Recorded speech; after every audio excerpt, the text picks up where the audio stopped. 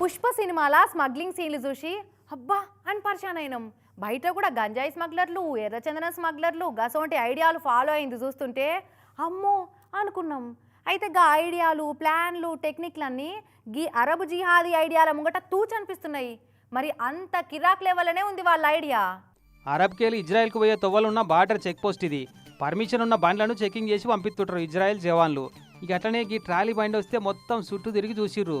Load అయితే ఏం లేదు, ఖాళీ బండే. అయినా ఎందుకో అనుమానం పోలే ఈ ఆర్మీ వాళ్ళకు. ఎక్కడనో తేడా కొడుతుంది అని చుట్టూ తిరిగిర్రు. ఏం కానరాలే. ఇంతకు ఏముందని పులుకులాడుతున్నారో ఇంతగానం. ఓరి నాయనో, లోపట మనుషులు అంటే మనుషులను దొంగసాటంగా పంపిస్తున్నారు. అయితే అగో అప్పుడే పుట్టిన కుక్క కూనలు పడినట్టు, ఎలక పిల్లలు ఒదిగినట్టు ఎట్లా సెట్ అయ్యారో చూడు. అలా వా ఏం ఐడియారా సామి, హిరాకుంది పో. అసలు అందులో మెసులొచ్చుడు కాదు కదా, గాలి తీసుకుంటే కష్టం ఉంది. మరి ఇట్లా జానడంత సందుల నలుగురు ఇరికిరికి పోవుడు గ్రేటా, ఇంట్లో మనుషులున్నారన్న అనుమానం వచ్చి దొరకబట్టుడు గ్రేటా. ఏమో పో అని పుష్ప సినిమాను మించిపోయిరు పో.